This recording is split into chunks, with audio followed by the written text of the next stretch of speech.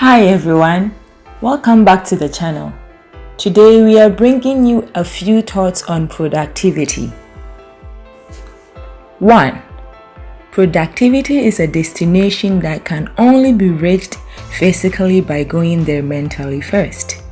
Clear goals and the vision of how productivity will look like from the perspective of these goals are respectively step 1 and 2 on your way to a productive day. Today, there are lots of productivity hacks and tools, and the number keeps growing. The thing about productivity is that it's different from task to task, and that's why many of these tools don't work. Like, the task depends on your end goal, and once you have these two figured out, meaning the task and the end goal, chances are that you'll know what being productive means and what to do to improve it on your particular context. 2. The journey to productivity begins with the desire to improve performance.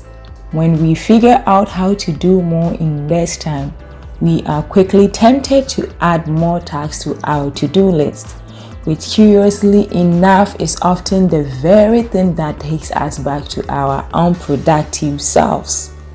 Productivity, like medicine, is the kind of thing to be handled with care, or it may lead you to the same problems you were trying to solve in the first place. This is a lesson we get from the book Wait by Frank Partnott, where he says that we often change the goal or the end goal once we manage to be productive, meaning that when we start on our productivity journey, the goal is usually to have more time left to do other things, not necessarily work.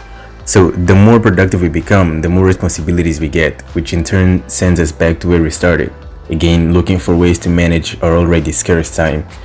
The problem with this mentality is that it can easily lead you to burnout, as you act as if you're a machine when you're not a machine. Needing a break is not a sign of laziness, but a human necessity. 3. Most things in life are irrelevant no matter how urgent they may seem. The key to productivity is to separate the irrelevant from the essential. As Gary Keller teaches us on The One Thing, which is one of my favorite books, ask yourself, what is the one thing such that by doing it, everything else will be easier or unnecessary? This is probably the most important productivity lesson ever taught. We live in a time in which it's more important to look productive than to actually be productive. And the way to look productive is to have a 100-item long to-do list and have all of them, like all the items, checked out by the end of the day. The problem with this approach is that you may be productive from day to day, but not from month to month, meaning that your list might be long, but also full of tasks that don't necessarily get you closer to your big picture goal. When you sit down to think about the end goal, you eventually realize that a handful of tasks might take you 80% closer to your end goal or the big picture goal. And if you focus on them first, you might even accomplish what would take you a month to do in a few days worth of work. And that will bring us to number 4, which is, at the end of the day, productivity is nothing more than a tool. To be productive for the sake of being productive is to take vitamins for the sake of taking vitamins, not because you want to be healthy.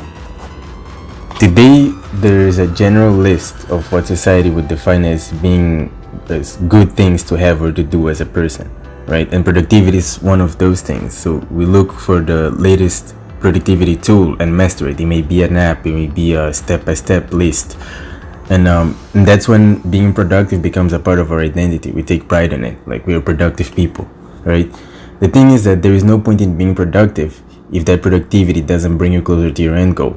Like, you can be productive at your 9-to-5 job and feel great about it and even post it on the social media. But what's the point of that if your end goal is to own your own business? Exactly. Point 5 is, there are many strategies and tools to enhance one's productivity, but the one thing that trumps them all is the motivation behind the productive output. The bigger the fire behind your behavior, the more productivity becomes a given. It's important to remember that to use the tools, one has to be motivated to be productive in the first place. Without a compelling enough vision, there is no motivation to apply the techniques and the technologies designed to make you more productive. If you go to the App Store today, you'll probably find tons of productivity apps. If you go to your nearest bookstore or even Amazon online, you can expect to find the same when it comes to books. The thing is that you probably don't need all of that. When you think about the biggest companies and how they were built, you rarely hear that the founders went to a productivity book for advice. And what's often stated is the degree to which their vision drove them to extreme productivity. You hear some stories of people who would sit down and code an application for days on end with little sleep, for example, right? Which that would be the case of Bill Gates, right? And the point is that sometimes all you need is a strong reason to accomplish a goal to make you bring your best self every single day to work. What are your thoughts on productivity? Please leave a comment below. Also like and subscribe. Thank you.